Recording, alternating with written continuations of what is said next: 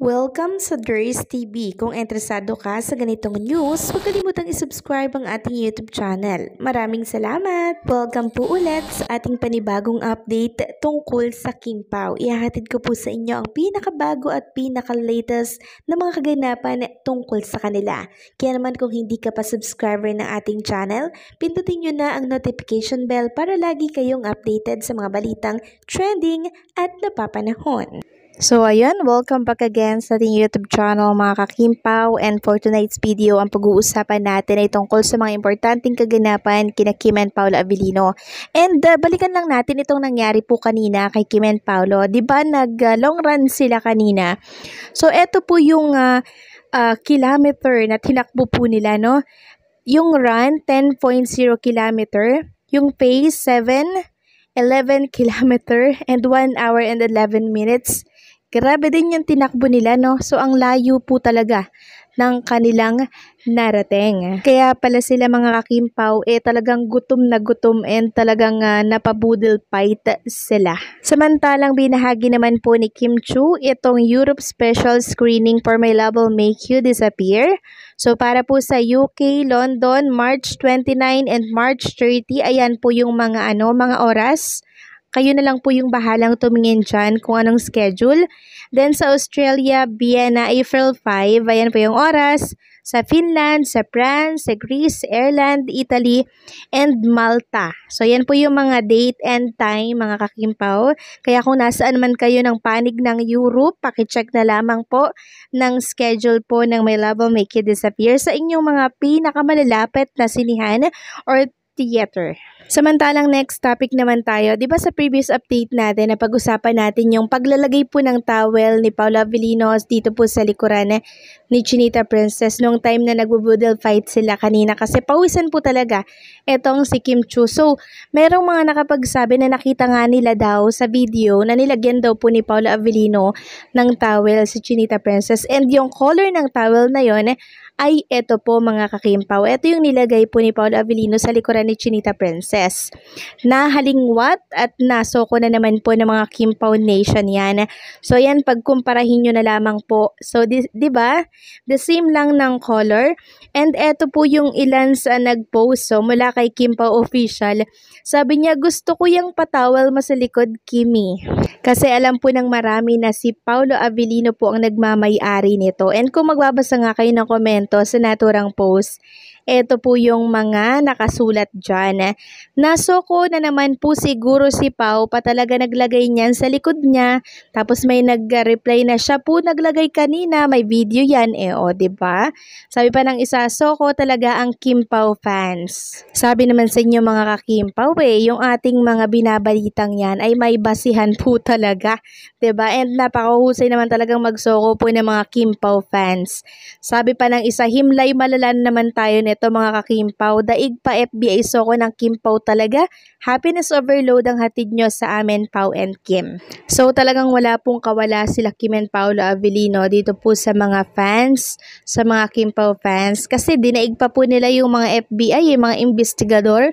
Talagang kahit sa napakaliit na detalye, talagang hihimay-himayin po nila yan para malaman nila ang katotohanan at kasagutan. Ganyan po katitindi ang mga Kimpaw fans. At sa huli, accurate naman po. And meron ding nagsasabi na baka daw twinning si Kim and Paolo Avellino. So sabihin na nating twinning silang dalawa, pero 'di ba hindi pa rin matatanggi yung nangyari kanina na talagang si Paolo po ang naglagay ng towel sa likuran po ni Chinita Princess. So napaka-sweet nun mga kakimpaw, bibihirang makatagpo kayo ng lalaking ganyan, napaka-sweet at napaka-caring, and syempre napaka-maalaga.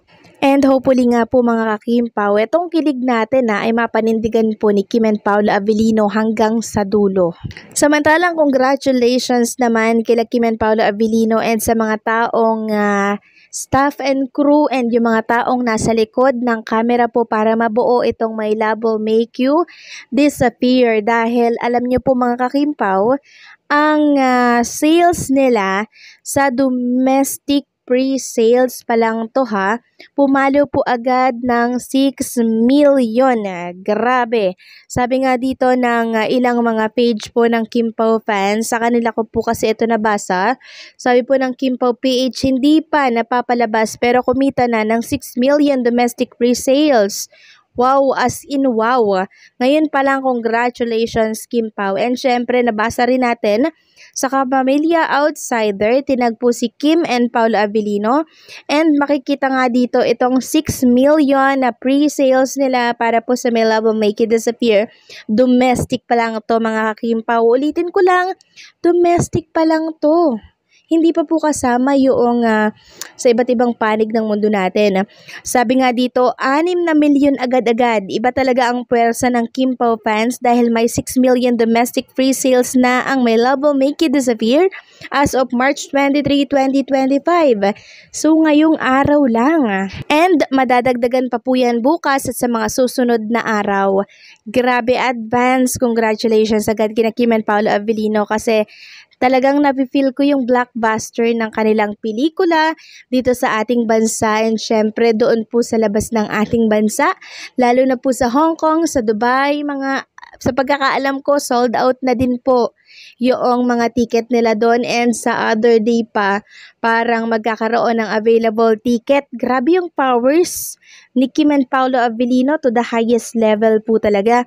At kung magbabasa nga kayo ng komento dito sa comment section ng post na yan, grabe bumaha po talaga mga ka-Kim Pao yung mga komento nila ng pagbati po ng congratulations. And meron pa nga nagsabi na baka daw fake news yan, na kesyo ganto kesyo ganyan. Sa kanila na po mismo nagmula yan na 6 million nga yung kinita ng My Love Will Make It Disappear free sale pa lang yan mga ka-Kim Pao. So nakaka-proud no, kaya pala ganun po yung energy ni Kim and Paolo Avellino kahapon. Tapos yung mga cast sila Lovely Abella, si Bench, and itong si Wilma Dazen. Grabe yung energy nila kahapon. Talagang ang gugulo nila sa stage dyan po sa Lipa, Batangas and SM City, Batangas. Grabe, no? Talagang yung pagod, puyat nila sa mga mall tour na ginawa po nila. Grabe yung 16 mall show ha. Talagang kinaya po nila yan. So, yung pagod nilang yan, napawi po nang makita ko tong 6 million pre-sales pa lang. Ano pa yung mga susunod na araw, 'di ba? So ipag-pray natin na 50 to 100 million yung kitain po ng My Love Will Make It Disappear. Dahil for sure pag nangyari yon, ang ganda po ng feedback na to for Kim and Paolo Avellino.